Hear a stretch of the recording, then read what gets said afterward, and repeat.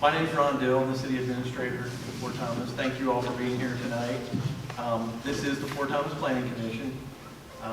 If you're not familiar with the functions of the Planning Commission, they are responsible for reviewing development plans, zone change requests, and also with developing our zoning ordinance. Tonight's meeting is about updating our zoning ordinance. So what you're going to hear this evening is our first meeting, really, public meeting to discuss the process and how they're going to go about reviewing this. There's a number of methods for reviewing a zoning ordinance. We've been through them a number of different ways through the years at the City of Fort Thomas. You can literally take it apart chapter by chapter, word by word. You can do an overarching review of the document. You can pull individual pieces out and review them individually to strengthen anything that maybe isn't working. We refer to it as a tool. It's a tool that helps shape our city. It's a tool that's used by our staff to do enforcement, to guide developers or other individuals that own property in the community about how they can go about making changes to their property or maintaining their property. So those are all things that are in that document. Another guiding principle is our comprehensive plan.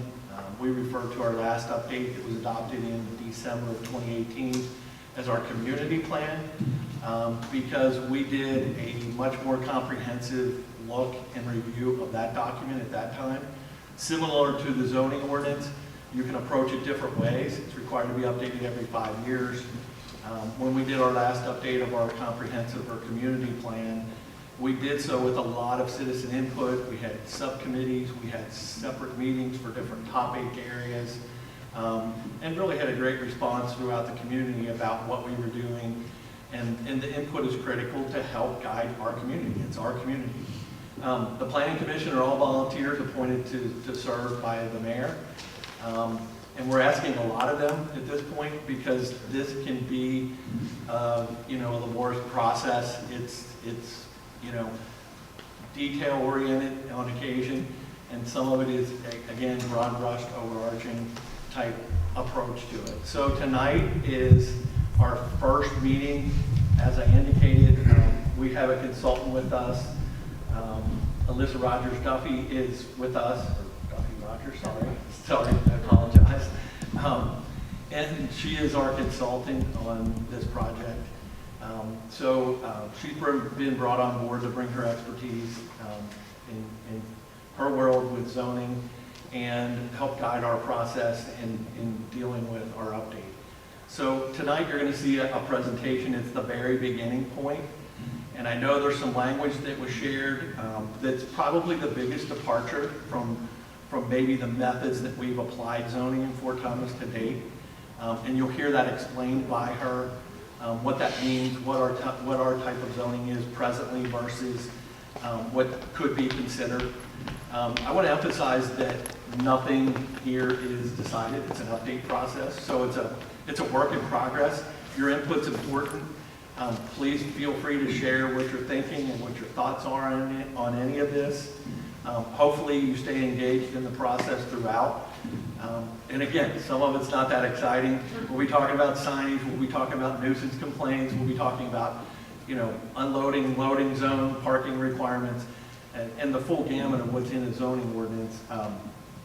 But the form-based codes that are being discussed this evening as a first topic is probably the biggest potential departure from, again, the way that we've had our zoning written before. So please help Alyssa make sure that we're getting that message out there the way that everybody can understand it. So it's an interactive process. This is not we did anything or something's been decided and how dare you kind of a moment. It's really just hearing from everybody and understanding it the way that it's being presented and the way that it would be applied, in our community. So apologies for the technology. We thought this was easy. We're in temporary quarters, and that's not an entire excuse, but for some reason we haven't been able to pull this thing up. So right now I'm just trying to fill time until I get the door open and our technology person come in and help us get this put up. So And there he is. So, that's it. Can I have a round of applause? Is it the little guy or the big guy? It's probably The the younger little guy. generation knows it better, right? He probably could look it up. Oh, he's cheating, he brought it on the table.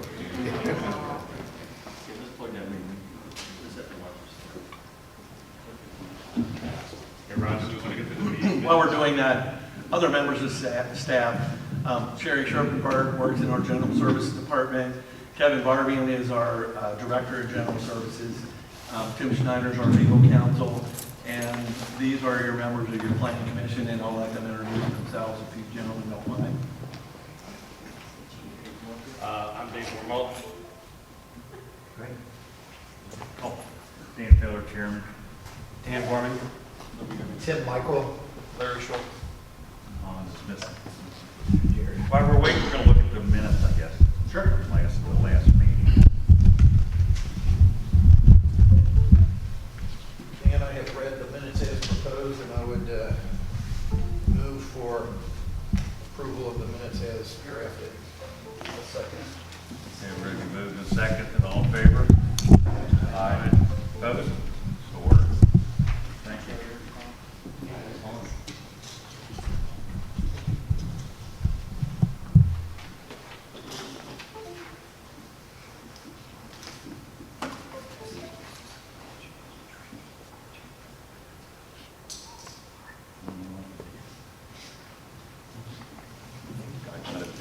It looks like that's our continuing education.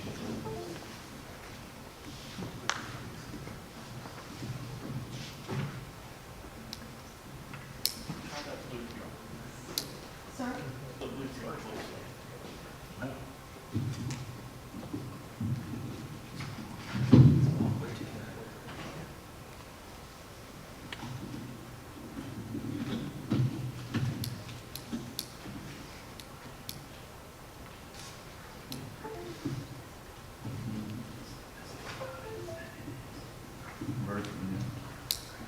City home.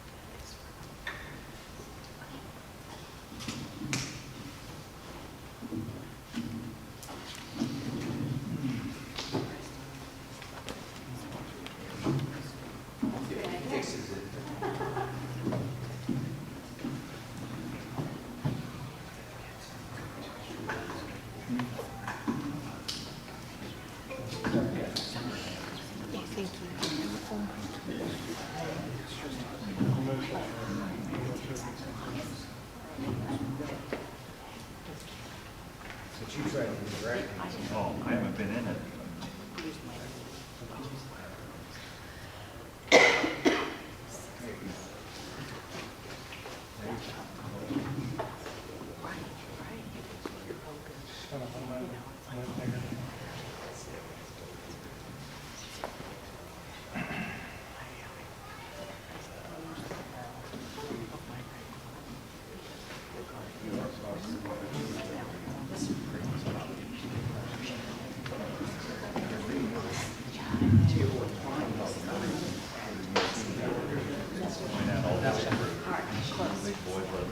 Can y'all hear me or do I need the mic?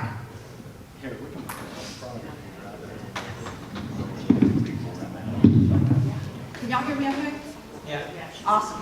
Okay, so I apologize again for the technological difficulties. So we're going to punt and do the best we can. The So old-fashioned way. the good old-fashioned way. And since I'm old, that works out. Good evening. As Ron said, I'm Lisa Duffy Rogers, and I'm with CT Consultants. And it's wonderful to be with you this evening. And so we are talking about the beginning of updating your zoning ordinance. Your existing ordinance was last updated in 2012, so it's time to look at it again. As Ron said, in 2018, you updated your community plan, your comprehensive plan. And one of the primary ways of implementing that plan is updating the zoning ordinance. And so that's why we're starting that process now. And just for a little bit of background, the community plan really is a policy document. It has no legal standing. What does have legal standing is your zoning ordinance. And that's why it's the primary tool for implementing your community plan. And just to give you a little bit of an idea of what I mean by that, the comprehensive plan or the community plan talks in big visions, and the zoning ordinance talks in rules. So it is the rules for development. And it can have rules about everything from land use, meaning what kind of use can go on what property, to how tall a building can be, where it can sit on the lot, how much parking is required, and all of that. So as Ron said, it really is the details. As we're at the beginning of this process, we're still talking up here. By the end, we're going to be talking about, where parking can go and those kinds of things. So tonight, our goals for the meeting are basically to review the goals of the comprehensive plan, to give a little bit of an update about what the process will be for the zoning code update. I'll provide you a quick overview of the zoning tools that Ron was mentioning, because as I said, there have been some changes in how zoning is implemented in the U.S. since you did your last overhaul. We are talking about a few zoning ordinance amendments tonight, but no decisions are being made tonight. This really is just an initial meeting to have that conversation. And then finally, we'll have an opportunity for questions at the end. Our presentation, which obviously may not get up here. It's fabulous. It was beautiful. It was lovely. Should take about 15 minutes. At that point in time, after that, we'll be happy to answer any questions that you may have. Oh, awesome. There are a few copies. Here.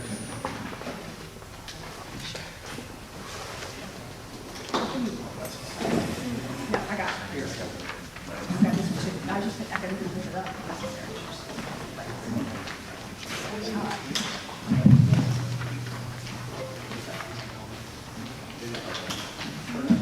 Oh, just gonna plug it. Yeah. All right, so the community plan. The community plan that was adopted in 2018 had a series of elements in it. And one of those elements was about land use and zoning.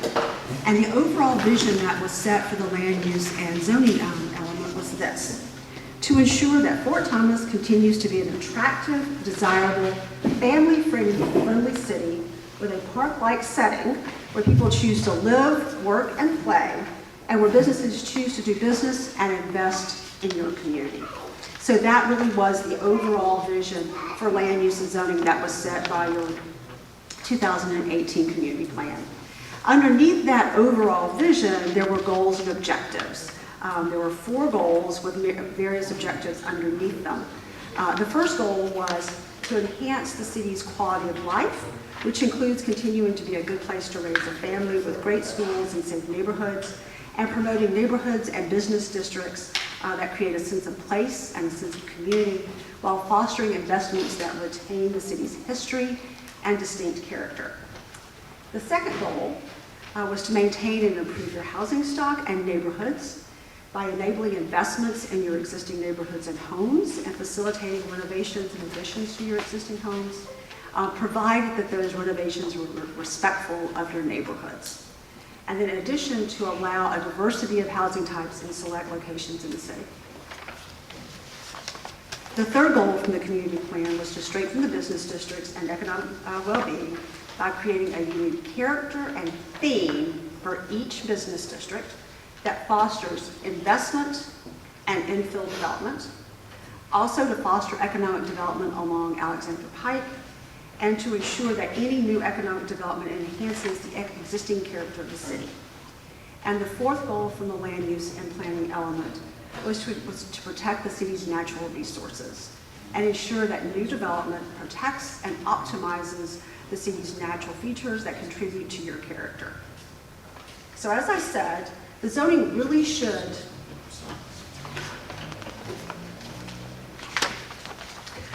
implement your community plan. So as we begin to update the zoning ordinance, The vision, the goals, and the objectives that are all in your community plan really will be our roadmap. That's our guide to the future through this process. So because I'm doing this absent visual aids, any questions about the community plan in terms of what it says or the process or what it means to then start implementing it? Anybody? All right. So while we don't, in terms of the process for the zoning ordinance update, we really don't envision this update being a total rewrite. Your existing code really does provide a wonderful foundation for us to build upon. The zoning ordinance rewrite will move forward in roughly 4 phases. The first being an analysis of existing conditions, and what do I mean by that? I mean, we will be taking a very close look at your existing subdivision ordinance as well as your zoning ordinance. We'll also be looking at your existing built environment. And that means, for example, taking your existing neighborhoods and looking at the lot area and saying, do your existing zoning regulations in any way make those lots non-conforming? Because if they do, then it's going to hamper people reinvesting or building onto their homes. So that's just a small example of what we mean by really closely looking at your existing conditions, be it on the ground as well as your existing ordinances. At the end of that, phase 1, we'll present to you a diagnostic report that includes our findings as well as our recommendations for moving forward. Phase 2 will be really when we start fleshing out the regulations, and we call that our blueprint phase. Phase 3, we will be looking at actually completing all the amendments and aligning the new zoning map with it. We anticipate that there really will be new, whoa. It's the other one, Okay. So in phase 3, as I said, we will be completing all the zoning amendments, looking at the zoning map, and aligning it with the new zoning district. And then phase 4 will be updating the zoning ordinance and the map and completing the adoption. Should I wait to see if we've got it? I thought we did. Let's keep going. All right, so that's the process in a nutshell. In terms of zoning as a tool, as Ron mentioned, that really is our primary tool for doing all sorts of things within the community. And basically, there are 3 different types in the United States. There is Euclidean or conventional zoning, which is what your current zoning ordinance is. There are form-based codes, which is what some of the amendments that we're looking at tonight fall under. And then there are hybrid codes. So in order for us to really implement your community plan, we need to look at these tools carefully and utilize them both strategically and tactically. So I'll quickly review these zoning types with you. So as I said, the first one is Euclidean or conventional zoning, and it gets its name from the Supreme Court case back in 1926, which was the Village of Euclid versus Ambler Realty. And so what that case does was establish that communities really do have the authority under the U.S. Supreme Court to do zoning. The thing that's very important to understand about Euclidean zoning, especially as it relates to your current ordinance, is that the foundation principle really is land use. When we start talking about filling out zoning districts, like right now you may all be living, thinking about the CBD, which is your commercial business district, the base or the principle or the foundation for that district is land use, meaning what land uses can be permitted within each district. The issue that we have with Euclidean codes is that it really does have a separation of uses. So in other words, you have single family over here and you have business over there, and never the 2 should meet. And that really was a function of how and why it was started at the turn of the last century, which was to separate incompatible land uses when you were dealing with a situation where you had smokestacks next to homes. So that was the foundation of Euclidean zoning and why it was originally established. It is working. That's your computer right now, but I don't know how to do that. No, you're baby. No. Yeah. All right.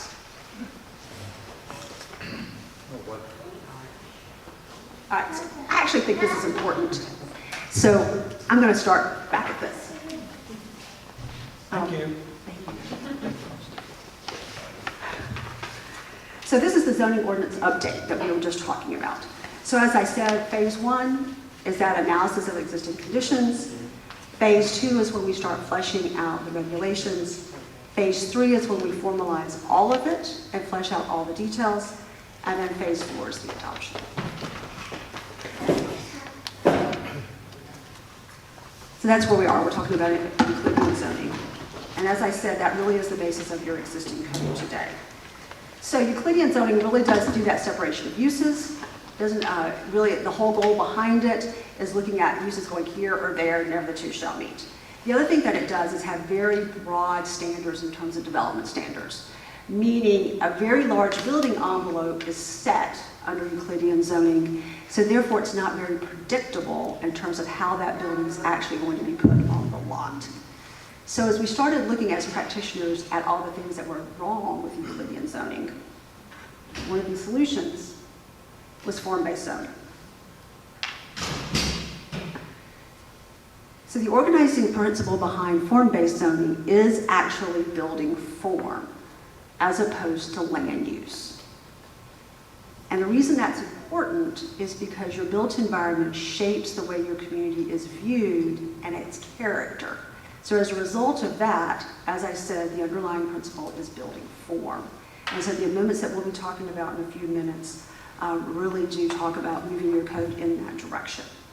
The form-based codes really are much more predictable in terms of how tall the buildings are going to be and where they're going to be placed on the lot and how they address the street. And so your community plan does recommend a move toward form-based codes because of that predictability. So the final tool is hybrid codes. And hybrid codes apply different zoning tools as required by the context. Most codes today really are hybrid. The zoning tools must be really applied and looked at carefully to determine where we want conventional codes and where we want a form-based code. And we'll be using the community plan as our guide for that. So based on the community plan, we really do expect that the city's new zoning ordinance will be hybrid, that the residential areas will be conventional. If we are looking at, as a part of our existing analysis, we find that we do need some form elements, then we certainly can put those in there. And then for the non-residential areas, we think it will be a form-based tool, since this tool really does produce a more predictable built environment. That doesn't say that we aren't going to be regulating land use. We will be. It just will not be to the same extent as it is under traditional code.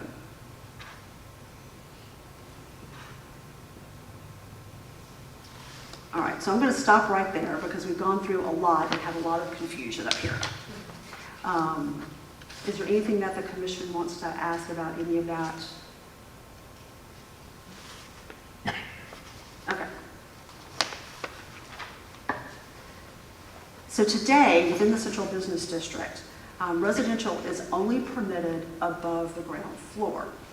As a first step in the zoning update process, we are proposing several amendments.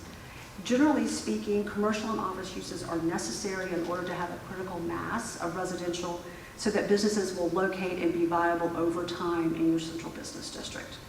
Therefore, permitting more dense housing within your commercial business district really will make the future of non-residential development possible.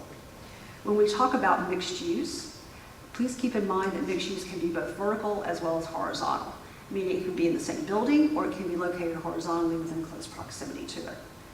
The proposed amendments that are before you this evening really do retain allowing residential above the first floor. It also permits the use of row houses, as well as multifamily dwellings with flex space. And what we mean by flex space is that non-residential uses that are part of the multifamily will be adjacent to the sidewalk. Things like conference rooms and exercise rooms and those kinds of things. And the reason that's important is we really do want some sort of activating activity to happen on that first floor. If at the point in time that this is built, it is not capable or possible to have a non-residential use there, meaning retail. The idea behind the multifamily with flex space is then to allow and make sure that they are built so that at some point in time in the future, if a non-residential use is possible, meaning a store or some sort of restaurant or coffee shop can go in there, then the space is built out to do that.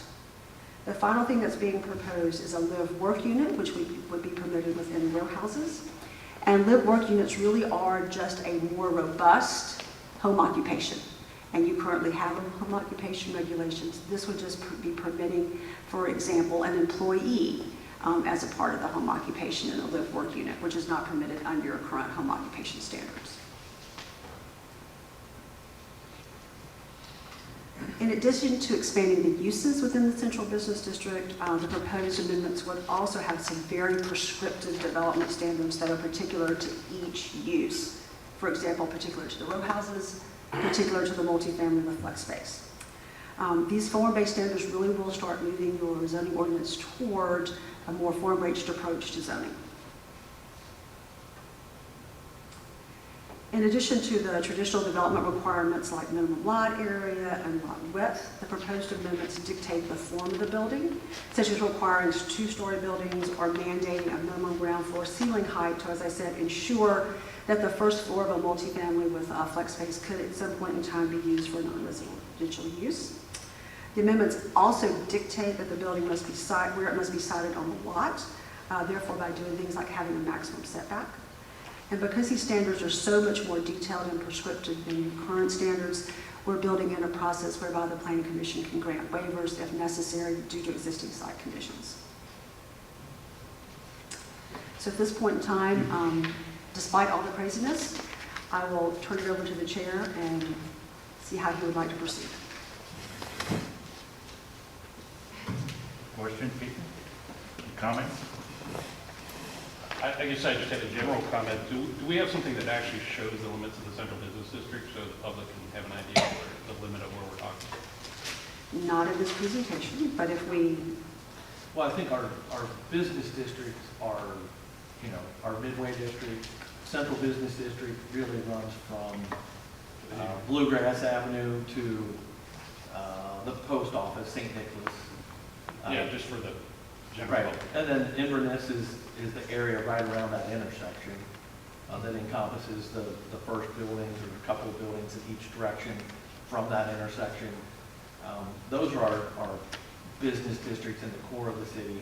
Obviously, we have general commercial zones as well, which is the Highland Plaza, the Fort Thomas Plaza on 27, and the areas out on US 27, on the corridor of US 27. But if we're talking about central business district areas, it would be the first three that I mentioned. Does anybody have any questions about that, just so you understand kind of the areas of the city we're talking about? I have a question. Can I ask a question? For sure. I'm Sharon McKnight. I'm from 62 Miller Lane, and I was curious, why are we doing this now and not back in 2018? I mean, after the comprehensive plan came out. Why are we changing the zoning now? Well, After buildings, we're reviewing the zoning. I mean, Yeah, the first step is to adopt a comprehensive plan, and then you evaluate the tools that you have for implementation of the plan. I think Alyssa alluded to earlier that the community plan is not a legal document, it's a guiding Oh, document. I understand that. That's Right. why I And thought, so why we- did we wait now, when we, and we could have done it back in 2018 before major stuff going on in the central business district. Well, That's all I'm you're- asking, why. I know, but process-wise, you adopt your community plan, and then you create the tools to help implement the community plan. Yeah, that's what I'm saying. You think you do that before any major big change to this city, the central business district, you know what I mean? I'm not sure I understand your question. Well, I mean, if You're talking it's about a 2018 timing aspect of it? Yeah, I mean, because you have, your core principles, keeping it family values and stuff like that, but if we sat down and we did all this, after, 2018, before major construction and stuff's going on in the middle of the town, that's what I'm asking. Why didn't we do it back then? What's the difference? I think you're asking is the timing aspect. Yeah, correct? exactly. I mean, A timing aspect. I mean, we went through really almost a 2-year process to create our community plan. Yeah, I understand that. And the community plan or your comprehensive plan update, then you create the tools for implementation. Until you know what the plan is, then, that helps guide where you need to be to create implementation. Yeah, I'm just trying to get caught up. I don't Sure. understand how some major stuff can be built. Well, we always had zoning. I know that. It was I just know. done under our existing. Exactly. So- I mean, It was done under our existing zoning and our existing comprehensive plan, and we could go back in time to, I mean, really, you look at any community that way, it's like, well, how did that get there, or how did it not get there? Well, And yeah. it really relates back to the zoning at the time, and the place, and then it's updated and progresses over time. okay. So, with any living, breathing document, it changes over time, and that's really what it are. Yeah, well, we want to maintain the uniqueness of it, stuff like that. That's why I was just wondering why it wasn't, we didn't cover it all back then. I think, it's a process, okay. Thank you, I appreciate that. I guess just to clarify though, for the proposed text amendments, those are in this central business district zones as they exist today. Is that, so we're talking about Inverness, the town center, and Midway? Yeah, I think we're talking about the introduction of form-based zoning potentially Right. as a tool or a method for addressing zoning in our central business district. And I think really the key component of that, and I think Alyssa referenced it, is you're with form-based zoning, your structure is being developed to support the uses.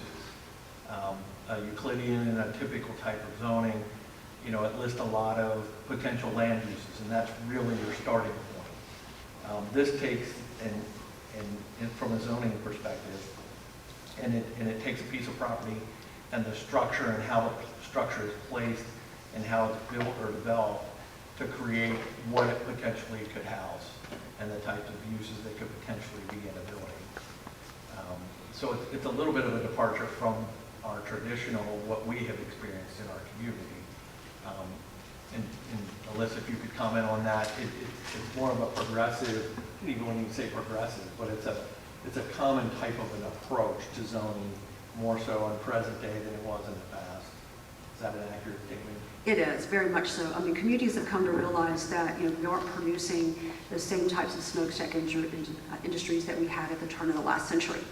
And they're realizing that all the things that we did under a Euclidean code in terms of where we place buildings and where we place parking really didn't create the communities that we desired and didn't maintain, in your case, the character that you have. So the alternative to that is form-based code. So I don't want you to think that we're not going to be thinking about land use. We will. And we'll still be regulating some of them, by right and some of them by conditional use and those kinds of things if you're familiar with that. But the important thing is to think about the building and where it's placed on the lot and how it relates to the street. Because when you're driving down Fort Thomas Avenue, what you're recognizing is those buildings and how they relate to the street.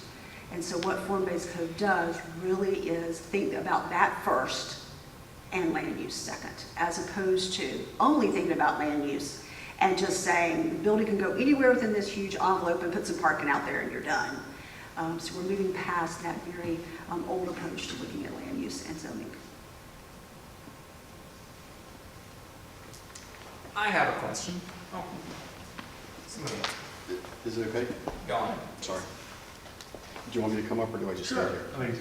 Okay. My name's John Noble and I live at 48 Woodland Place. I appreciate your explanation about the zoning options. I am a firm supporter of form-based code. I think that it's a fantastic development.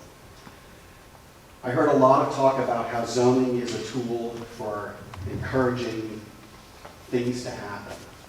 But I think that overlooks one really important other aspect about zoning, and that is that zoning is one of the few tools that we as a community have to protect what it is that we're trying to shape, to protect the vision that we all created in this community plan.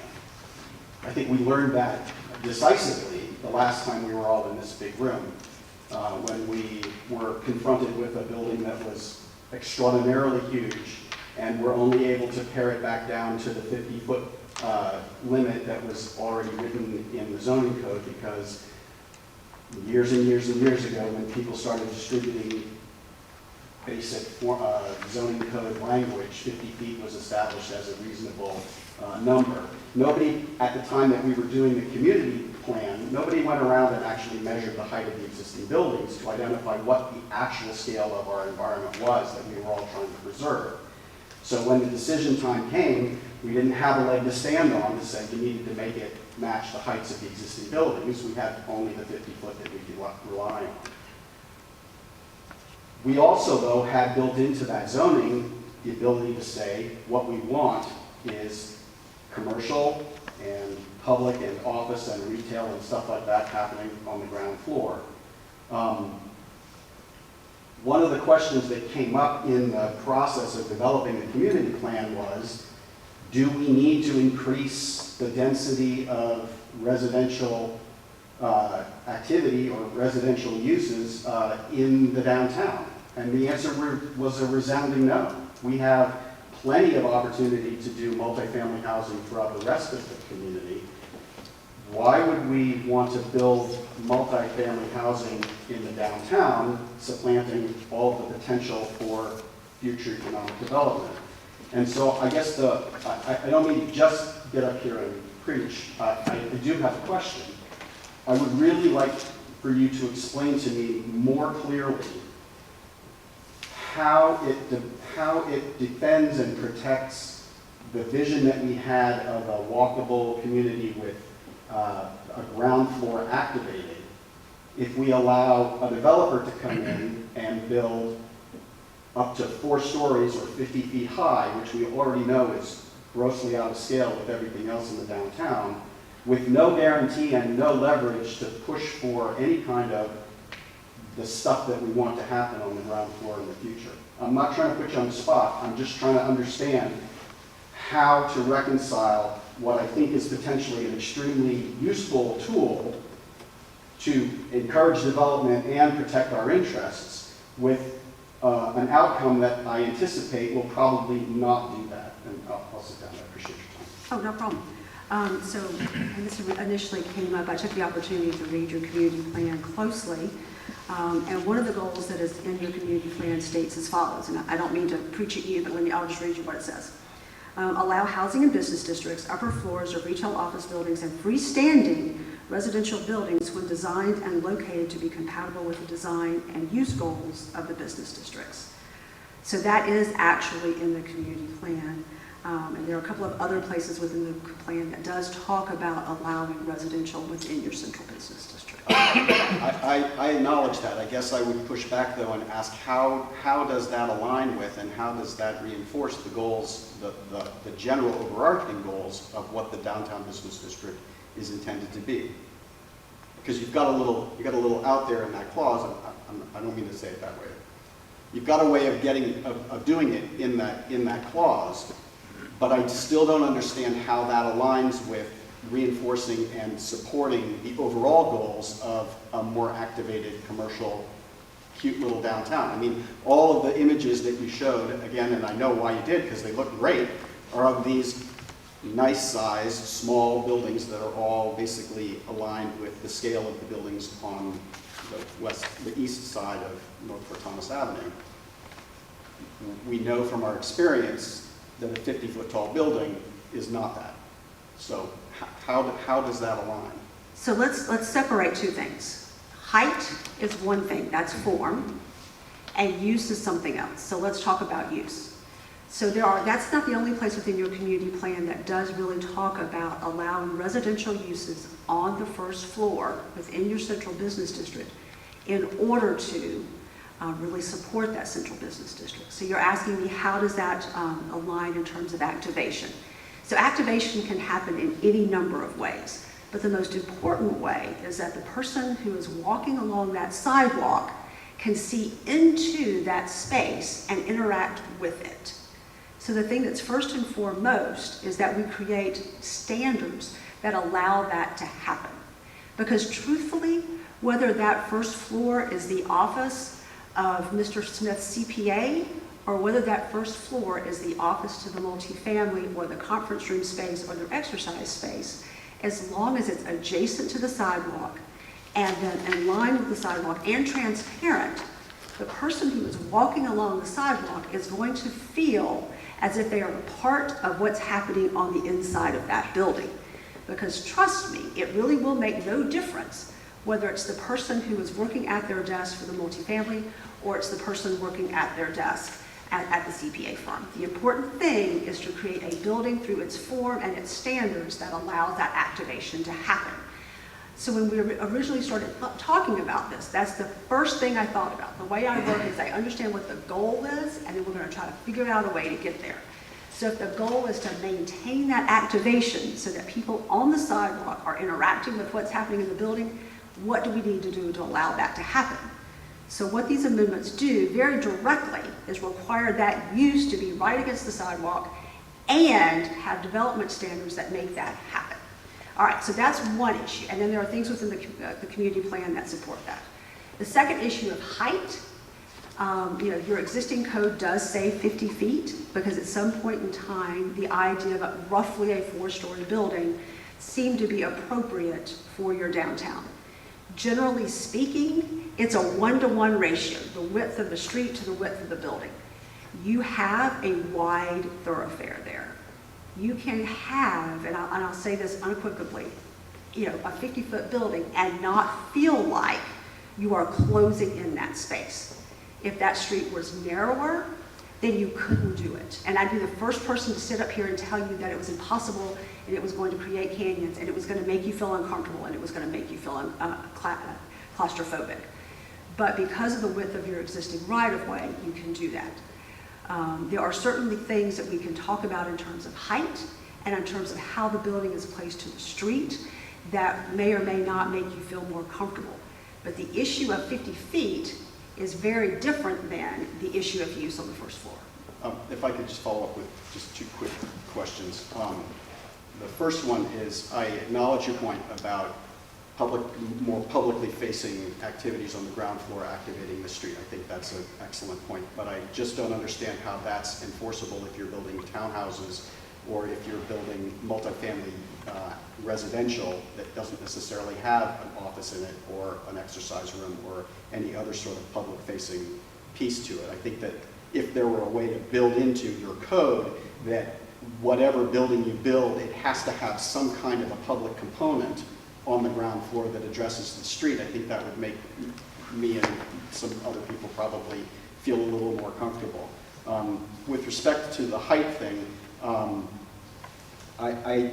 the last time we had this big meeting, I came armed with a model that I had built of what I anticipated that the new building would look like. And sure enough, it does look just pretty much exactly like the model.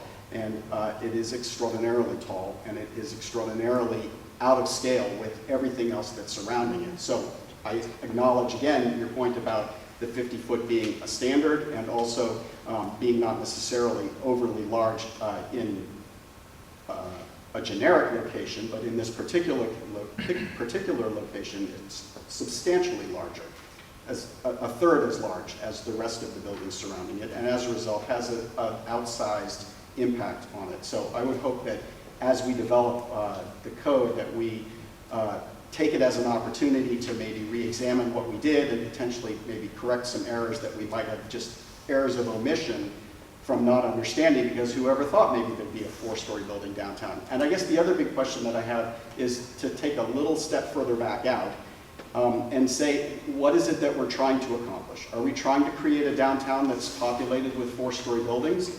Or are we trying to preserve the scale of what's there? And if we're not trying to preserve the scale of what's there, then I'll shut up and go home.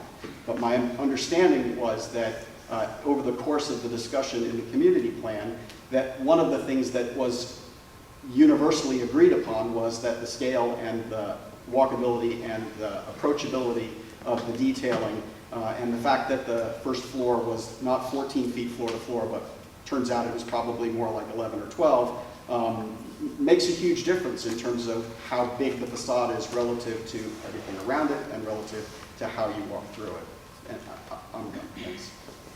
So in terms of the height, we can have a discussion in terms about what's appropriate for downtown or Midway.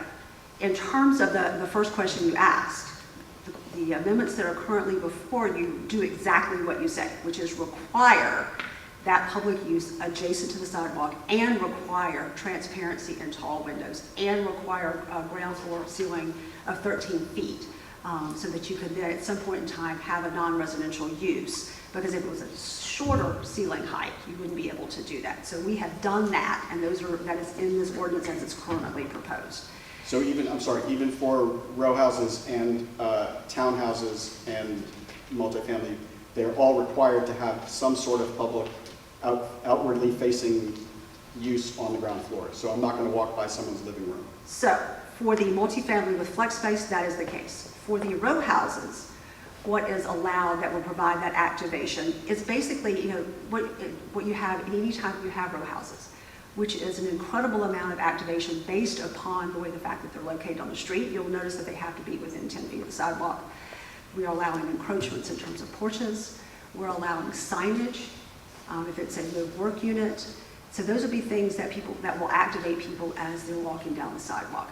Because people like to see what is on people's porches. They like to see the fact that people are living there and how they're living. And that is a form of activation, differently than the activation that may happen with a multifamily with flex space, but it is nonetheless activation and interest, because we are looking for interest. The last thing we want is to create a hole such that no one walks by it. And as long as we place those row houses in the correct location, they will provide that interest.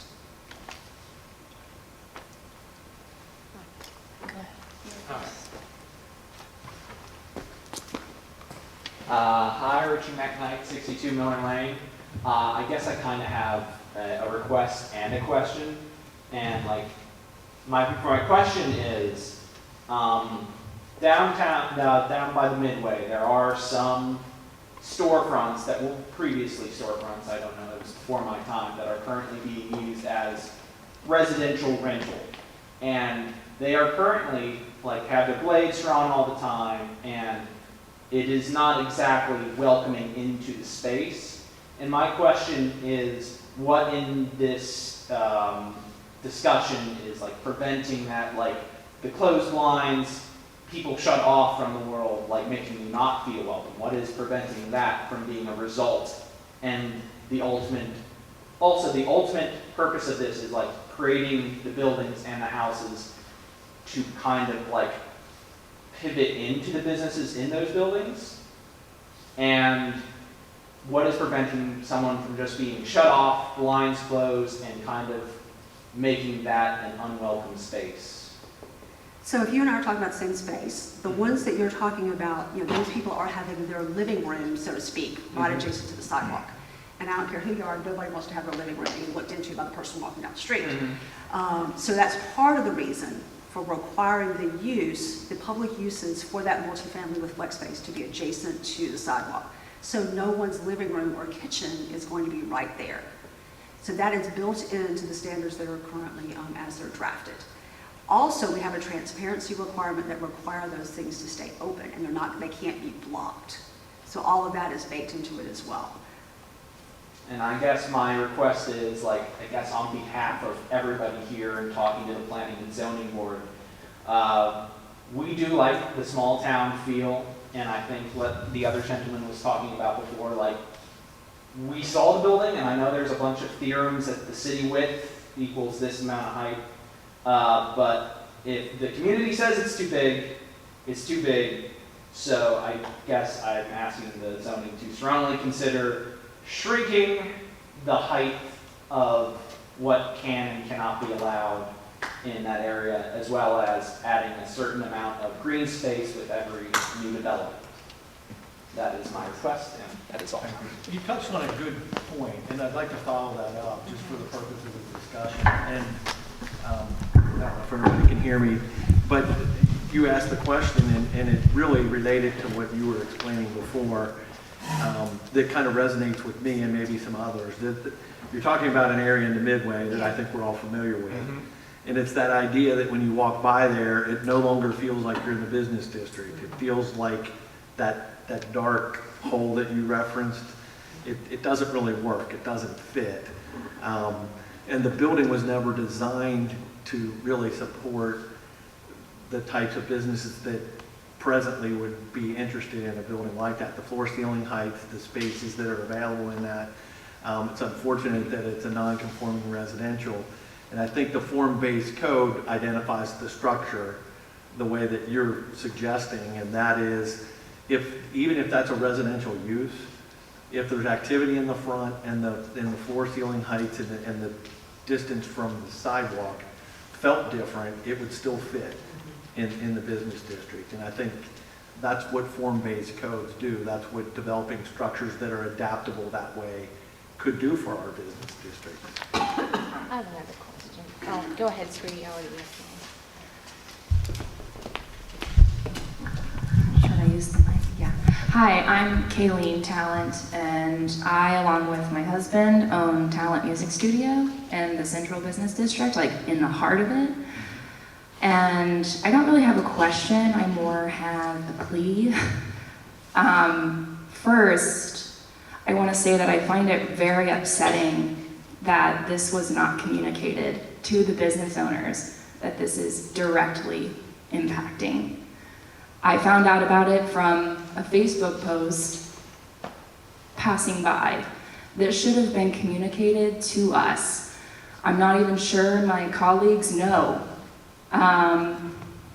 I don't know if they would have the same feelings as I do, but I think they'd want to know that they want their voices heard, because as a business owner, and I'm a new business owner, I wish I had been here in 2018 when the community plan was discussed, because to me, as a business owner, it feels like it will very harshly, negatively impact my business for a couple of reasons. So let's think about, my business brings 200 families to the Central Business District a week.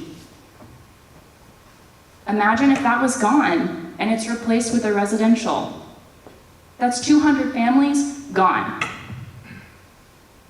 And now my colleagues at Fort Thomas Coffee or at the banks or at Subway, they're not getting those 200 families anymore. Businesses help businesses. I'm not saying I don't want residential use. I'm saying what I don't want to happen is watching these buildings across the street from where my business is. I don't want to see them get knocked down and turned into row houses, because the zoning or amendment proposal specifically states this can only apply to construction beginning after January 1st, 2022. So what's going to happen to all those other businesses? Are they staying? Are they going? Because, I mean, you know, for me, community is everything, and this doesn't feel very welcoming as a business owner. I guess the other point I'd like to make is talking about activation, and that's another point. Let's say we talk about the flex space. I know you mentioned you can have an employee. The amendment says you can have one. And if I'm not mistaken, and correct me if I'm wrong, it also says you cannot have clients come to you, you cannot sell things out of your space. So maybe when I'm going for my evening walk, I look in the window and I feel welcome, but I'm not going to a business to spend money to the business, which then pays taxes to the city. You're only making property taxes now. And I pay a lot more in taxes than just property taxes, let me tell you. And I'm happy to, because I love investing in this community. So it makes me nervous, and it feels almost like a catch-all to say, oh, well, you can have residential on the ground floor. And not saying that it's never necessary, I just worry that it's going to turn into the central residential district. Like, are businesses going to want to come? I don't know.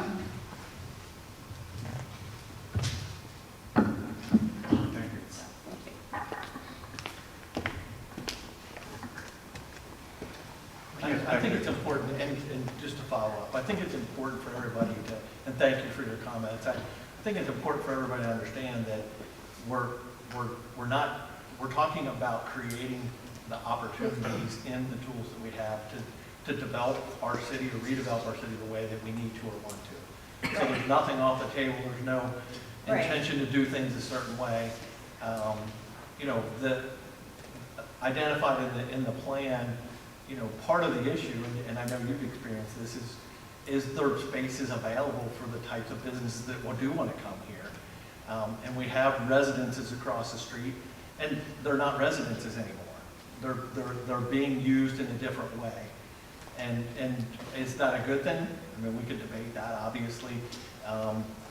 Is it what we need in the community to support the other businesses, or would other types of structures in utilizing the tools that maybe are different than what we've had in the past provide a greater opportunity to have successful businesses?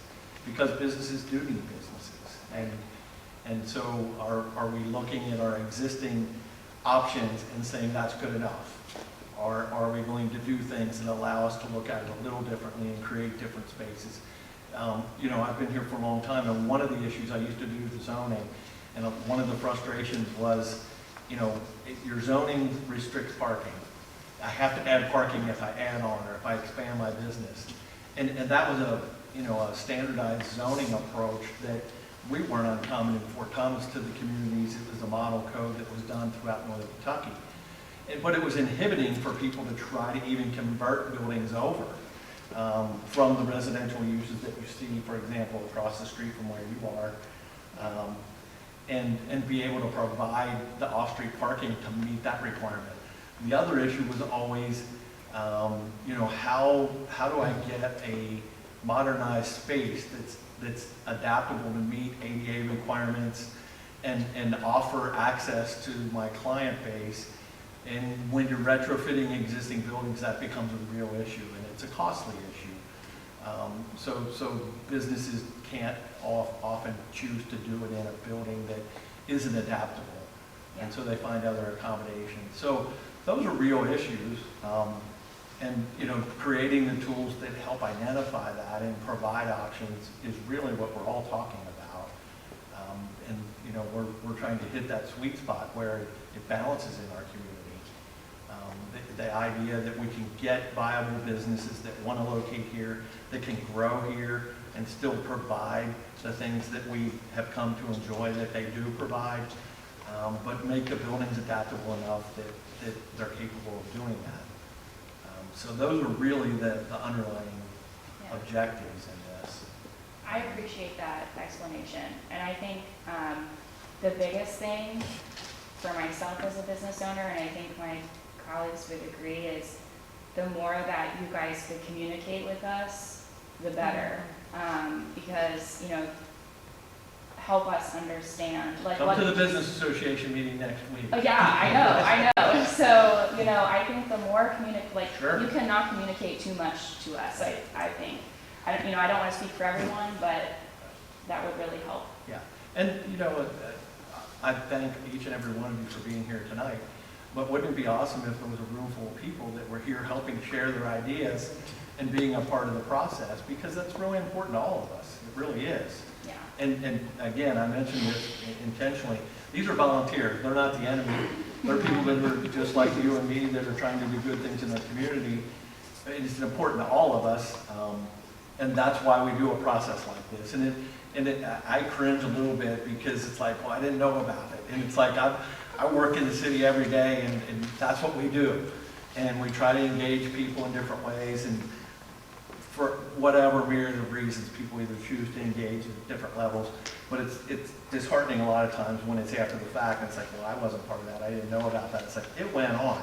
It was very obvious, and you know, shame on all of us if we don't see it. But sometimes it happens that way, and it takes something controversial for people to come and share an opinion. That's unfortunate, but I'm glad you're here. That's why we're having these types of meetings, and you know, I'm hopeful that people engage through the whole process and help us with every part of it. Can I make a few comments? Ron, I agree completely with what you said. I love hearing all these comments tonight, and I agree with much of what I heard. This is really about getting feedback, and is there a different way to do zoning that is more beneficial for us in the future? Because one of the things I look at is, like, prior to One Highland going in, there was a residential building that was turned into a restaurant, and 3 times it failed. Because, and I guess part of my question about this new zoning is, if it was under form-based code, that would not have been allowed to be a restaurant. It would have, probably would have had to stay residential. Is that accurate, or? No. So keep in mind that while form-based code, really does talk about form as opposed to use, or both of them, there's nothing that would have prevented that to converting from a single-family home to a restaurant, as long as the restaurant was permitted in the underlying district, which it was. Okay. So nothing would have prevented that. Okay. Well, to me, this is very interesting, because I don't totally understand the difference between the old code and the form-based code, and that's why I was very interested in coming tonight, to find out, does that give us more control, more flexibility? And those two things can be two different things completely. Does it give us the ability to bring, I definitely agree. I mean, we are so blessed in Fort Thomas. We have such a great community, and I love seeing people walking on the street. My wife and I love taking trips through little towns. And every time we go through a little town, we go through the business district.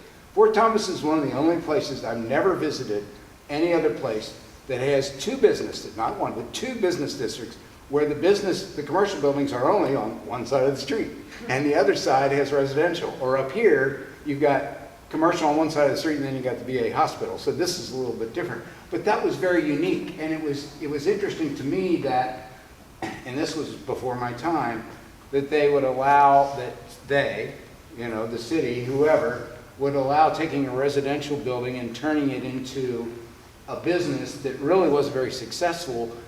And I use the restaurant as an example because it was on the 2nd floor. There's no way the servers could work. It was very difficult to do. Your business, on the other hand, in the building that you're in, is awesome. That works. But it wouldn't work for a coffee shop. It's too broken up. You couldn't. So there's certain things that work in certain places. And I don't want us to get to the point where we literally tear down the entire downtown and start over. That's not the point at all. But it's interesting, if you look at the Central Business District, there's really only the block from the Women's Club down to, well, actually to Miller, I guess, is really the only commercial structures that were originally built as commercial. Then you've got the convenient block, which was rebuilt. But the next block, where you are, between you guys and Lumley, was all residential that was added onto the front. If you look at the buildings, they were residential buildings that they built onto the front. But they were closer to the street, and they came to the sidewalk. Whereas on the other side, there was the big setback, like where your business was, Ken. You were in a house, but your business thrived in that house because that worked for you, but it may not work for somebody else. So again, I think this is great to get this kind of feedback, because that's the whole point of why we had the community plan and why it's taken us so long to get to this point of having these discussions. That stupid COVID got in the way of being able to meet in person to have these kind of discussions, because I think this is wonderful. And we do have to get that word out. And I hope everybody here shares that we've got the Business Association meeting next Tuesday, right? Right here at, 11:30 or something like that? And so any business owner in Fort Thomas, please come, because we will be talking about all these kinds of things. And then I'll shut up. I get another question.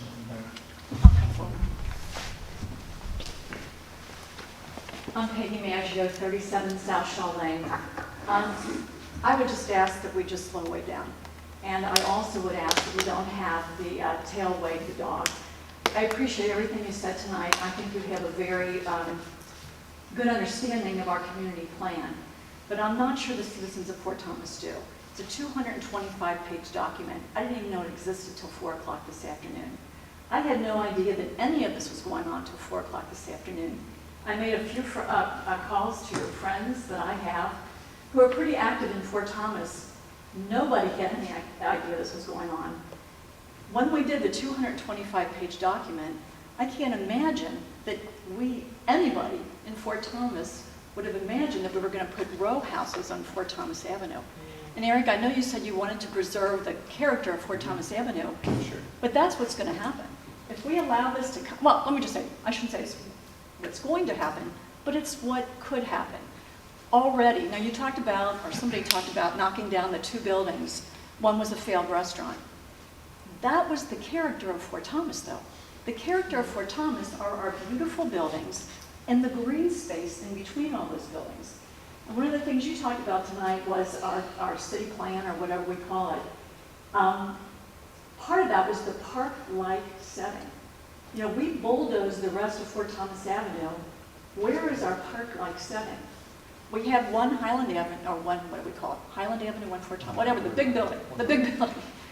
We bulldozed at least two beautiful homes with beautiful land that's now just one big building. And I've got to be honest, I haven't met one person in Fort Thomas yet who likes it. So are we setting ourselves up for more? I understand that you're just, as a consultant, and you're taking our community plan and trying to implement it. I get that. That's your job. I've been here most of my 67 years. I was born here. And what I think we all love about Fort Thomas is the character of our city.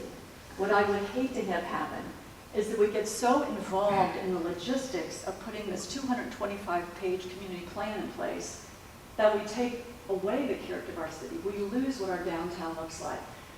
I'm begging you guys, please, please, please slow down. Please listen to more people. I don't know how we get this out. I heard it by word of mouth. I know it was in Fort Thomas Matters, I think, the thing that's on the internet. We didn't even get our paper. That's a Campbell County Recorder. Campbell County. And I I don't told even them know about how we're many not people getting read that, that. but if we're doing something so essential to our city as changing the character of our downtown forever, when we change that character of our downtown, we're changing the character of the city. And I would just ask that we slow down, let's take our time, let's get more people involved. I'm begging you as city council, please listen to the people who live here and understand that I understand why the big building went up. I understand that you guys were just trying to really bring businesses into our town. But let's not do it. Let's wait before we do anything more. And let's keep the character of our city the way we had it.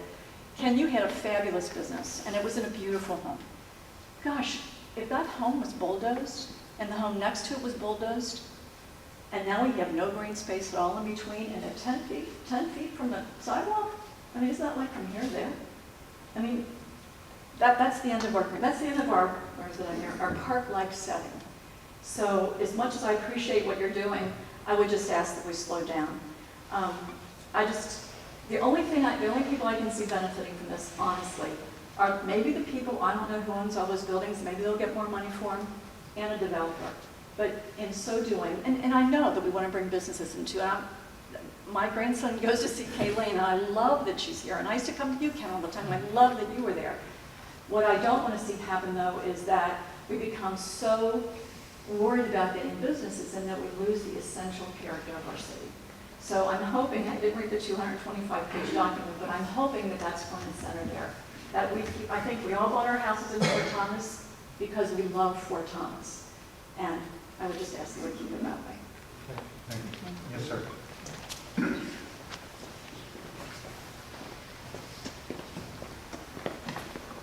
I'm Tom Morrison, 96 Hawthorne. And I think I go along with the last comment that expansion of further commercial buildings in the city kind of starts to drag us into taking away the character. But that's not what I'm here to talk about. I'm here to talk about the fact that you've got form-based in the existing commercial buildings that we already have. And I think it's great that you allow a little bit of flexibility, but does this code limit it? So could all of the first floor become residential? Is there a limit on it? Because we really do want to make the businesses successful. If it's 10% residential, 90% business, I think that works. If it's 60% residential, 40% business, I think you're going to kill the businesses in those buildings. Now again, I don't want to build other buildings, but where you have them, I want them to be successful. So is there any limit in this? So as it's currently drafted, it would permit those types of residential uses anywhere within anything that's currently zoned Central Business District. It could certainly be tailored to limit where within the Central Business District or in Midway that those residential uses could be permitted. And we could even tailor it even further to say that the multifamily was flex place was in this block and row houses are in that block. So that could be done as a part of the tailoring process if that's what is desired. Yeah, I mean, again, I want to make sure the businesses are successful where we do want them. And, you know, I love the Midway District, but it is correct that residential use in there is not a very good use. And that really is what precipitated the Central Business District not allowing residential on the first floor. Yeah. Because it was retrofitting existing buildings and it doesn't work. Right. So that's why they're, in the current zoning, it doesn't acknowledge any residential on the first floor. And it was simply for that reason, because our zoning was use-based only, and it didn't allow residential because that's what we had seen. Yeah, I I just think of like my favorite island down in Florida. They have a certain number of residential units that are allowed to become Airbnbs, but at that point, the licenses are gone. And until somebody converts one of those Airbnbs back to a single family, only then will a new license come available. And I think, you know, the same thing, you can allow some residential use, but you might not want it to be pervasively allowed. You might want to put some sort of stop. Yeah, and that's, I won't speak for legal counsel, but sometimes zoning in different communities or different states are different. Yeah, So we'd have to look at that. I get it, but Yeah, yeah. make what you do have successful. Sure. I'm taking. Thank you. That's a great idea. Thank you for sharing. Oh, listen, there's cities close to us or our side, 18,000 maybe, that have adopted this type of central business district image, I call it. Okay. You know, so how long have they done it, and is it been successful? So I'm not sure I understand the question. So- We're not the only city in the world. Okay, so somebody else has adopted this form type. Oh, yes, approach. yes. I think I hear it a lot. It's one of the big issues is, do we allow residential on the first floor, or do we keep it business? Okay. Right. So where can you cite a city that has done? I don't even know how long form-based planning has been in existence. So the very first one was in 1981. Okay. But it has become a tool that communities are using fairly regularly within the last 10 years. And so, for example, Bellevue has a partial form-based code. In terms of communities that allow residential downtown, that is across the board. Many communities will say, as long as it meets a certain form, we don't care what the use is within downtown, but they prescribe that form very closely. Other communities will say within a certain block range, we want only businesses on the first floor. And then as you move out from that, then you can allow residential. It really is very much dependent upon the individual community. Fort Thomas is unique in that essentially you're an island unto yourself, right? You know, on two sides you have the river and then you have the highways. And so at that point in time, you're in a situation where you're having businesses within your downtown really isn't viable unless the people are living here. People just don't come to Fort Thomas, correct? Right. So in order to make those businesses viable in terms of locating there and then staying there, you need a fairly concentrated amount of residential within walking distance usually, especially downtown, in order for those businesses to feel comfortable locating and then to also be viable. So in your particular situation, I think having that residential within walking distance of your main rural area is appropriate. Certainly, as I said, we could tailor that even further and say from this block to that block, it all has to be, you know, completely commercial on the first floor, and as you move out, we can do that. But I think you also have to look at your existing conditions and look at what buildings may ultimately be converted in the short term. And it would be those businesses that are currently in what were single-family detached dwellings. You just simply don't really have the economic base at this point in time to really think about people wholesale taking down existing buildings where existing commercial is. I just don't think you have that economic engine that would necessarily produce that at this moment. 5 years from now, you might. So as we're looking at the zoning ordinance, you know, in a more comprehensive manner, we'll have to look very closely at where we permit the residences. But in the short term, I don't think you're going to be harmed by allowing residences, whether it's the multifamily with flex space or the row houses. as a general use, as long as we have these very prescriptive form standards within your central business district. And I realize that's a very long-winded answer, but did it answer your question? I also feel that Fort Thomas is going to draw a really small central business. It does. Relative to the state side. For every community. You are. Like you said before, you don't come to Fort Thomas, you don't drive to Fort Thomas in particular. It's really a specialty store.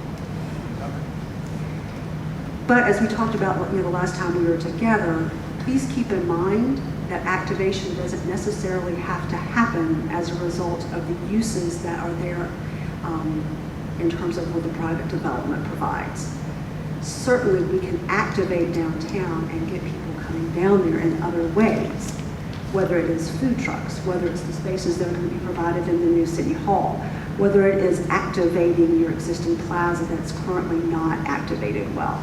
And we can find ways to provide commercial downtown that isn't necessarily within a building. If you allow food trucks that come in, those food trucks become very viable, very successful. They then could then occupy the multifamily with flex space. So please don't be limited by thinking that your commercial activation can only happen within a building. You can have it happen in other ways, but it will have to be quite intentional. Negative. Do basically nothing. Stay with where you are. So two things. What are the negative things going to happen? So, two things potentially. You probably won't get any redevelopment because of the lack of viability in terms of there being enough residences downtown to make new businesses coming viable. So that's the first thing. The second thing, you will then not have the opportunity to create new buildings in situations where there are, basically a revolving door in these single-family homes. So essentially, if you do nothing, you create what you have right now. Melissa, I've got a question for you. You talk about creating more dense population in the central business district and that. Any idea if you allow the residential on the first floor in there, how many actual residences we're talking about there on the first floor for the central business district? I mean, are we gaining a bunch of these by that for the existing properties, or even the redevelopment of the other properties in that central business district? So really that would be a part of our existing conditions analysis. Off the top of my head, I can't tell you the likelihood of how many would be converted and would result in X number of units. I'm just thinking, is there a maximum number? I mean, however many properties, I don't know how many properties are in these central business districts.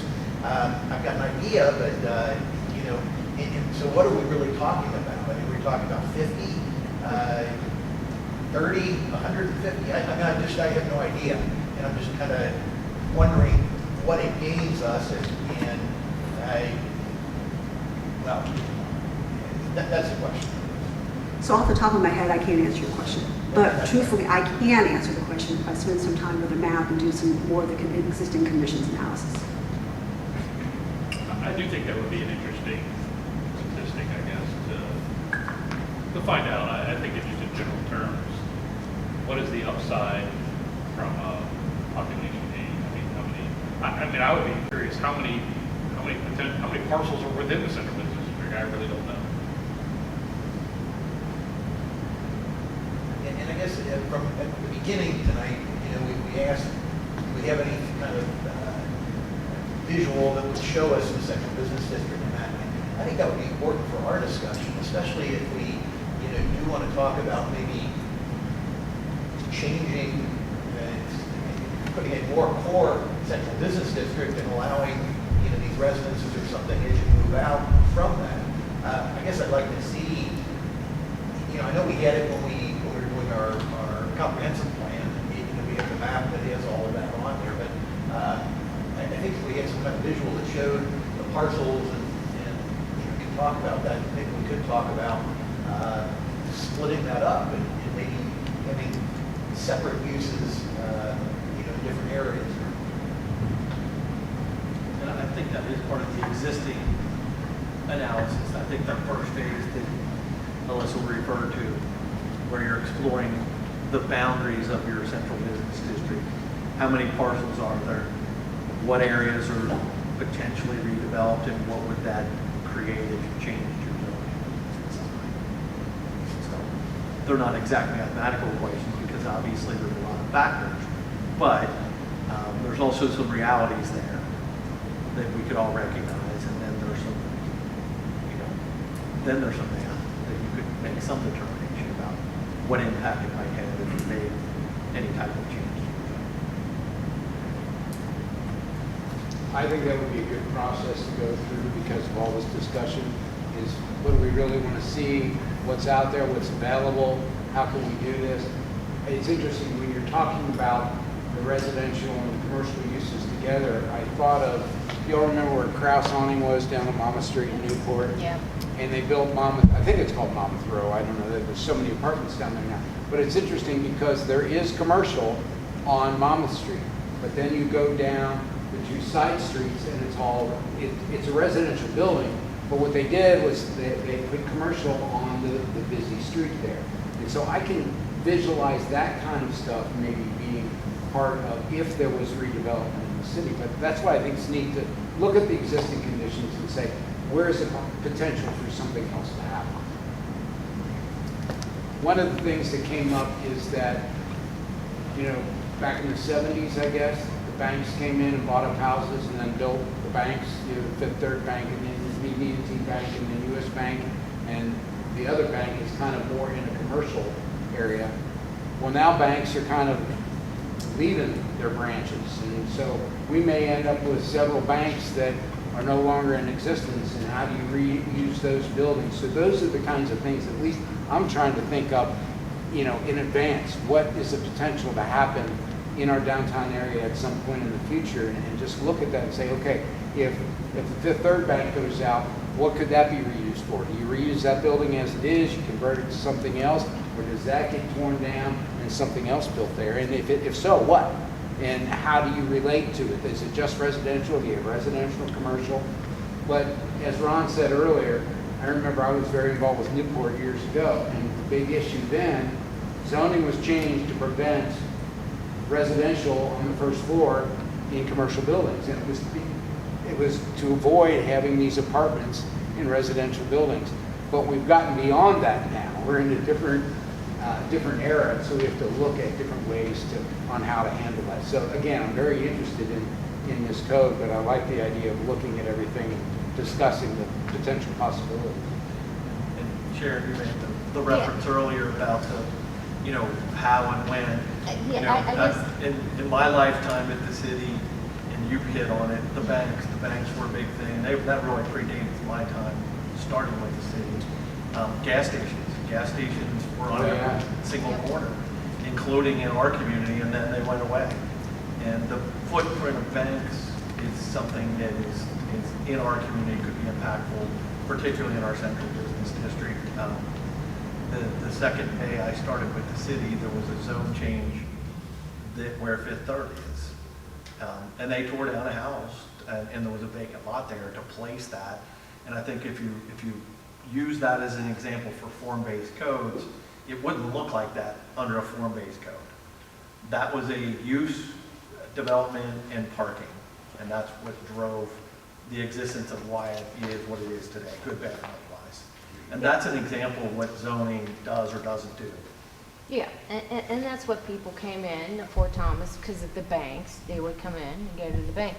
But I really like what this lady's saying here is we don't have to do it all at one time. You do it naturally and organic. As it happens, then maybe we go by then and see if that's going to fit in with what the small town values of Fort Thomas is, without having to bulldoze the whole town down. I think what you're just saying is we want to preserve our green spaces and our, I mean, we don't want beautiful buildings and support our businesses. I mean, because the city is doing well, correct? I mean, we're not in any kind of hurry to have to think of all this at once, maybe one step at a time, little steps, Right, and updating a zoning is a tool. It's exactly what you said. I know, but. And even in Fort Thomas, we don't get to have our cake and eat it too, right? Yeah. So, You talked about something getting in before there was a change. If we don't do anything with our zoning at all, then we can expect the developments to occur the way they are now. So that's why we're here, that's what we're doing. It sounds to me like the form-based code is the best way to preserve the feel of that area, but my question is that compatible? Is the current way that area feels, and we keep the form-based code the same, so that the buildings are as set back as they are, we're maintaining enough green space, as it looks now, does that then support a business district? That's my question. Can we have our cake and eat it too, I guess, is what I'm trying to ask. That's what we all wanted. Right. So I think that's where we're struggling, because we want it to stay the same, but we want it to also be a viable business district, and making those two things compatible, I think, is where we're struggling. Well, I think it's important for everybody to understand that the houses that are there now, along the west side of North Fort Thomas, under the current zoning, there's no regulation saying they have to stay the way. Any developer can come in tomorrow. Correct, and tear them down and do what's within our current zoning code, that's right. Right, so that's what I'm saying. So just because there may be an inclination to want to preserve it the way it is, there's no rule in place today that would do that. I don't mean to preserve the zoning the way it is, I guess. I mean even the way the setbacks are. Yes. There is no setback requirement at all. Correct. But is there a way to change to a form-based zoning code that would maintain what we have, but also support the business community? Well, and I think that's the intent. I mean, I think there's some debate about whether we would require a front yard really in the central business district or not. Right. But then those are some of the things that I think as a body we'll be discussing next time and over the next year and a half to go through all of those things. But I guess I just want to make sure people understand that there aren't rules in place that are going to preserve what's there today. Correct. It's not like the changes we're making now are going to change something that would have allowed that to happen. I mean, tomorrow, like I said, a developer could come in, just like One Highland, and build something similar. And that was exactly my point. I don't mean to interrupt, but that was exactly my point, which is that we have a set of tools in place, and right now those tools are not, they're doing some of the jobs that we need them to do. But I think that the consensus among the people that I've spoken with is that they're not doing the job of protecting the things that we want them to protect. And so hopefully we can use this process as a way to develop tools that are more precisely tailored.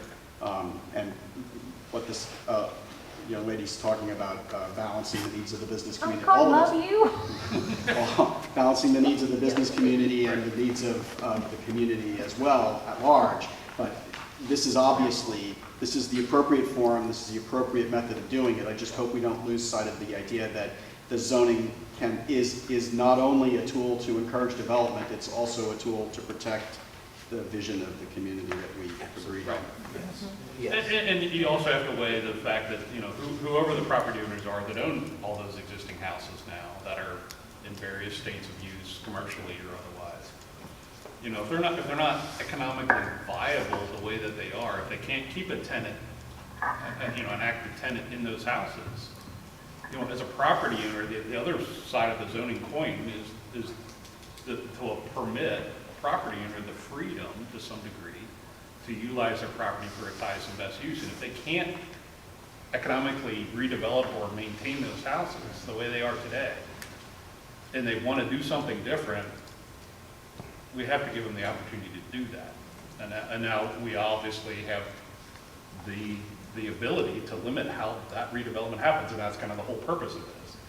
But I think people just need to understand that we're not necessarily here to preserve those houses and the physical setting that they're in, which you can argue one way or the other whether you like it or you don't like it. But as those property owners, they have the freedom to redevelop that property in some economically viable way. Do they have the ability to, I'm just wondering where row houses came from. If, let's say every single one of those houses got knocked down today, would they have to build another single family home there, or could they stick it all together and make row houses right now? They couldn't build a single family home. Could they connect all those properties and make row? Where's this idea of row houses? Under present zoning, they couldn't do residential on a first floor. Right. Right. And the single-family residential is a non-conforming use. Okay? So it's legally non-conforming, but you cannot tear down and rebuild a house there. Where's row houses coming from? This is what I don't get, because for me, when I'm seeing the big structure and I'm thinking, I'm looking at Fort Thomas Avenue and just thinking it's going to be, like this. Where's that idea of row houses coming from, and can we create a way to keep it the way it is now with like building, green space, building, green space, building, green space? Buffer between. Exactly. I mean, we are the city of beautiful homes. So when we're talking about, what our plan is, Fort Thomas is the city of beautiful homes. And right now, our downtown kind of reflects that. So the idea of row houses was one method of getting some concentrated residences within downtown to make businesses more viable. But to answer your... Where is that assumption coming from? Not to interrupt, but where is that assumption coming from? Because a lot of us here all live within walking distance. I live within, I think, almost everybody that talked tonight lives within walking distance. But as one of the members of the Planning Commission said, tomorrow, someone could walk in and create a building that is essentially adjacent to the sidewalk for all of those properties under the existing zoning up to 50 feet. So there is nothing in your zoning code today that would permit the replication of what is currently on the ground there. Does that answer your question? Sort of, but I think what I'm hearing you say, and I've heard you say several times tonight, is like the assumption is that the reason businesses don't make it in Fort Thomas is we don't have enough people downtown. And I know you said you're going to go back and do an analysis. I mean, that's one reason why businesses may not make it. But I want you and your company to understand that we live all around downtown. Fort Thomas, I think, is only 2 miles. Yeah, 5 miles. I mean, we're not a big place. So it's not like businesses are failing because we can't get there. As far as, if we have a good business downtown, I'm down there, I can walk there in 40 minutes. And I think a lot of people can get there. So if that's the reason we're talking about putting row houses in, because we're thinking that will help businesses succeed, I'm not sure that it's taken the whole picture and the character and the flavor of what Fort Thomas really is. I think one just like logistic thing as a business owner that might be worthy to think about is, if I'm understanding correctly, the buildings specifically where there's space that's meant to be convertible, meaning like, if I understand it correctly, someone could live there or it could turn it into a business. Is that correct? A flex space, right. So my only issue is that going to be rented space, for sale space? Because as a commercial buyer, it's going to be extremely hard to secure financing on a location like that. So that just might be, I don't know, a hindrance on bringing a business to that space. I've literally been through it myself, trying to secure financing on a mixed-use property in the Central Business District, and I was denied, even though it was 80% residential, 20% commercial. So I'm kind of like, if we add in residential on the first floor, will that inhibit businesses being able to finance a way? Will it be for rents? Just some things I have to think about. So please keep in mind that at this point in time, we're really not going to be recommending moving forward with the amendments for the multifamily with flex space and the row houses. So I think as a result of the conversation tonight, we'll go back and look at that closer and meld that into the larger update process. In terms of the two uses that were put forward, the multifamily with flex space and the row houses, let's don't in any way conflate those. So for the multifamily with flex space, that would initially be built as a multifamily building with some sort of, co-space on the first floor. So financing will not be an issue in that particular case. In the case, because you are 100% correct, it is very difficult to get financing for a live workspace, even though planners all day long will tell you how wonderful it is. The reality is, it's really hard to get financing. So what, in terms of the row houses, that really would be a basic single-family home with just a more robust home occupation in it. So the financing in that case would be much more simple.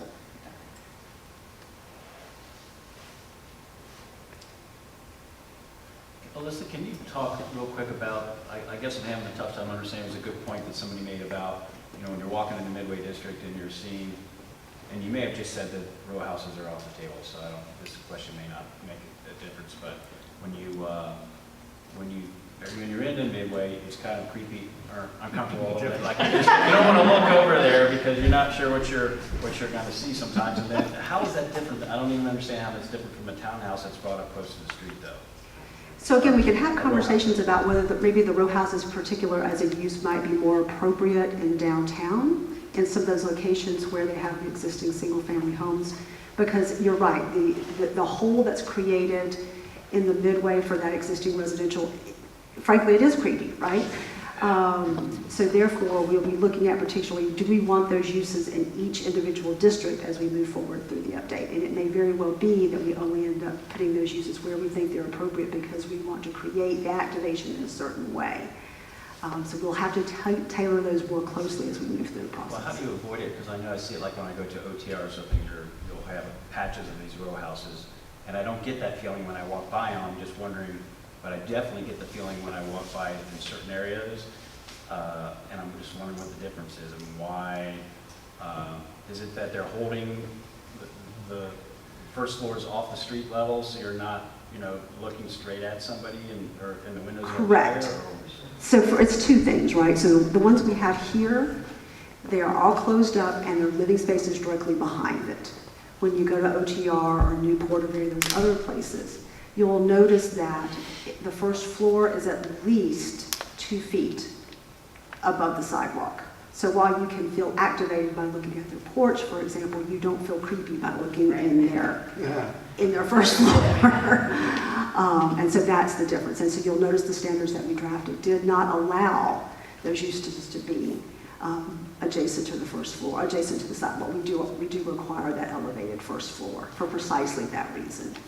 And would a form-based code allow, I guess I can kind of understand why it might make sense to have higher density businesses and then no more businesses with still some higher density and then residential, kind of stepping down as you leave. But then would this allow you to have businesses and high density and then something that's kind of purely residential and then businesses again, where now you've got row houses that are stuck in the middle of, does that make sense? Yes, it does. Kind of would it be, I don't know if like there's, is that, I don't know if that sounds right. So. Yes, so form-based code again really is talking about where the building is located on the lot as well as the use itself. So we can calibrate it such that you have a very concentrated central business district and then allow residences, or we could do it precisely what you said, which is just say all of these uses and building types are allowed in this geographic area, and potentially based on the existing built environment, you might end up with, a block that is the central business district, a block that is row houses, and then you would then get to more commercial. And we've all been to places where that happens, right? And as long as it's sensitively developed, it does work. But as we move through this process, we can talk about both form and use in terms as it relates to your existing built environment and your existing lots. Does that make sense? The thing about form-based code is it allows you to be very calibrated with both use and form. But truthfully, that's the crux of the matter, is thinking about that upfront phase and figuring out how you want to do that, both the use and the form. So it is a little bit more complicated to develop in the opening phases of this rewrite than, say, a conventional or a Euclidean code, where all you're thinking about is use. Here we're adding both elements, and we have to think about both elements in terms of how they relate to each other, as well as how they relate to the street. And so, y'all, I have this tendency to talk in planner-ese, and I apologize for that. So if I'm ever, sort of talking like up here in too much jargon, tell me, because I don't intend to, but I've been doing this for 30 years, and sometimes it happens. So I apologize if I do it, and I would ask for you to call me out on it. With row houses, I think people prefer them because you basically own your house. Mm-hmm. Now, whether it has whatever on the first floor, but you own that, everything above it. Multifamily is different. True. I think that's why people prefer the row houses. See a bunch of them in Baltimore, they love that small, 4 stories high. Right. Lots of stairs, Lots of stairs. lots of stairs. Quick question, if the creepy property that's been referenced several times in Midway, if it were to change hands, could an argument be made by a new owner that he wanted to grandfather the same use and keep it residential? Or is there any way to prevent that from happening when and if it does change hands? Well, change of ownership wouldn't change anything.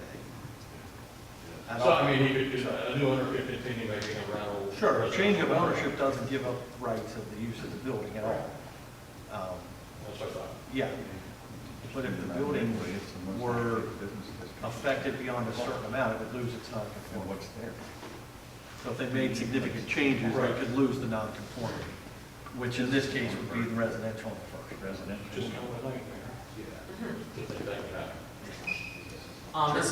Is it possible to do like something in the row house style, but still maintain basically a side yard on the sides of the buildings? Require a buffer between. Require a buffer between buildings, maintain that? Well, I think there's ways to do that, and help me out here, Liz, a little bit, but I think you could require sizing of the building before there's buffer areas. You could, for example, not group more than 2 or 3 or 5 or 8 or whatever number before you have to have some type of a buffer area between buildings, just like a building setback does in a residential. It's 9 feet from my property line, 9 feet from yours, so there's 18 feet between us at a minimum. Similarly, you could create a zoning that limits the number of attached units. So I think when we're talking about these zoning concepts, they make a ton of sense, and they're easy to sort of apply over large swaths of ground. But I think that the question about how many actual plots are we talking about is a really critical one, because the scale of area that we're talking about is really extraordinarily small. And there just isn't enough room within that defined area of the business district for there to be, more than 2 or 3 of these chunks of stuff happening. So I'm hoping that when you're doing your analysis to sort of see what the return on investment in terms of activation compared to the number of bodies that you're bringing to the downtown will reflect the very finite scale of this area. Because, I mean, honestly, the question about, are we talking about, 20 people or 50 or 150? We're talking about an extraordinarily small number of people impacting, potentially being the difference between a business surviving or not surviving. I know I sound super skeptical, and I'm so not anti-development. I feel like it's a really small place. And it's going to be incredibly easy, as we've already known from what the rules are that are in place, to make it so that 1 or 2 missteps just completely destroys everything. So keep the size and scale in mind as you're doing your analysis, because I just can't. You keep saying the activation that takes place, and then we talk about a row house where you own the house, and basically if you parse those words, we're saying you can have single-family houses downtown, and the activation that's caused by 5 families moving into 5 row houses is negligible. I just can't see how that's a thing that impacts the viability of a commercial district in any way. But you're also weighing that, and this is not argumentative, but you're also weighing that against, are we comfortable with what we have, the way that it is? I understand, Ron, and I'm not... With the property right that somebody could... I get it, and I'm not telling the people that own the Sure. buildings that they can't do anything. I'm not saying that either. I'm just saying that I don't understand why building 5 single-family houses that just happen to be tall and narrow reinforces the overall vision that everybody that participated in that community vision agreed on. That's all. I just don't understand that. Those are delicate balances when you're talking about a small area. It is, and that's, I think, my biggest point, is Sure. that this is a really, really tiny area. Absolutely, point taken. But you also referred to missteps, and missteps are even more significant if you don't have tools in place that allow you to control it the way that you hoped it would. I agree. So that's tough work, and I don't envy this group because they're the ones that are tasked with it the most, so. Mr. Chairman, I don't want to hijack your meeting, but, you know, what, in the essence of respecting all your time, because you'll be here a number of times, and hopefully some of these folks will too. I think we've heard a lot tonight, and if Alyssa will crystallize some of that, and we'll start into this process as she described it at the outset, I think we'll be on our way. So hopefully you all stay engaged. I know people stand here and I don't know about it, tell people about it. You know, we're all interested in hearing what the community has to say. Don't be one that said, I didn't know what was going on until it was over. That's unfortunate, but we can't force people to be here, and we hope that people are interested enough to engage. That's a good thing for all of us, so we would encourage anybody to be here. Could you maybe have somebody record some of these meetings? Yeah, live Yeah. stream them, Yeah, like the city council meetings. I mean, it's important, like you said, for the community to know about these things, but like here I am with my own camera Absolutely. recording this meeting. We can do it. And we've asked, I've and asked. if they'll tune in, we'll Yes. put it out there. But I mean, our next gathering is the second Wednesday of next month. third Wednesday. Yeah, this group will be meeting on third Wednesdays. That's regular plan. And they may have other business too, but we'll be doing this update process over time, so. I have noticed that lately, the city website has been doing a good job of posting the agenda prior to the meeting on the calendar. So as long as that continues, you can always go to the city website, click through the calendar, and there's often an attachment on the calendar item, shows you the agenda for the night. Also, an email list would be great. They're too. working on that, Cool. yeah. Well, thank you all. And Mr. Chairman, I don't know if you had anything else. Anybody else? We'll entertain a motion to shut down for the night. A motion to close the meeting. I'll second. Can we close things, all in favor? Aye. Opposed? So ordered. Thank you all for coming. Thank you.